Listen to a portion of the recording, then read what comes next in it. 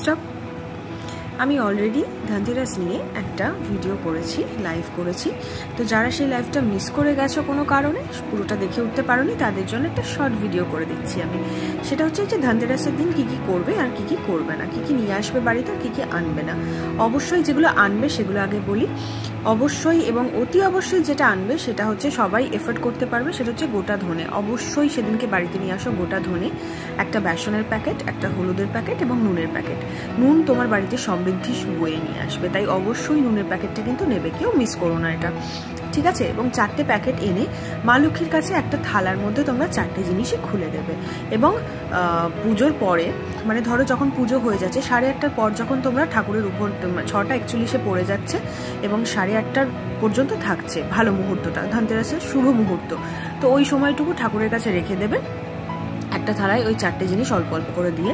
এবং 8:30টার পর থেকে তোমরা ওটা তুলে নেবে। তুলে নেওয়ার পরে ওই প্যাকেটগুলোতে ওই থালা থেকে অল্প অল্প করে মিশিয়ে দেবে এবং 1 সপ্তাহ ধরুন ওইগুলো সবগুলো রান্নার কাজে ইউজ করবে, তোমরা প্রতিদিন রান্নায় ব্যবহার করবে। তারপরে দেখবে যে কতটা তোমরা উপকার পাচ্ছ, তোমরা নিজেই আমাকে মেসেজ করবে যে সত্যি একটা ভালো উপায় বলেছো।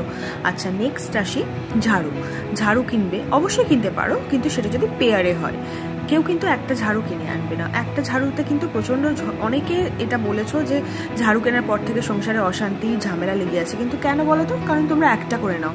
ঝাঁটা বা ঝাড়ু সবসময় পেয়ারে কিনতে হয়, দুটো কিনবে এবং বাড়িতে নিয়ে এসে পুজো করার পর একটা মন্দিরে দান করে দেবে এবং একটা তোমরা বাড়ির কাজে ইউজ করবে, ঠিক আছে।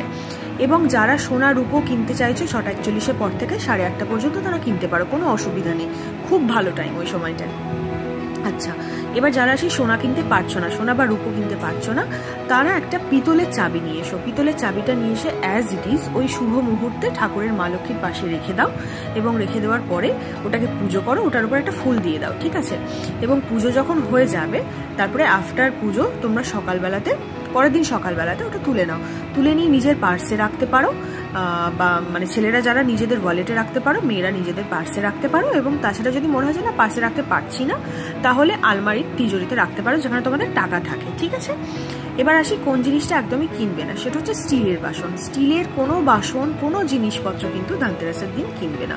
এটা কিন্তু প্রচণ্ড একটা ব্যাড লাক নিয়ে আসবে তোমাদের সংসারের মধ্যে এবং অশান্তি ঝুটঝামেলা বেড়েই যাবে, ঠিক আছে। আর যদি কিছু প্রবলেম হয়, আর যদি কোনো কোয়ারিজ থাকে, আমি তো রইলামই তোমাদের জন্য অলওয়েজ, তো আমাকে মেসেজ করো।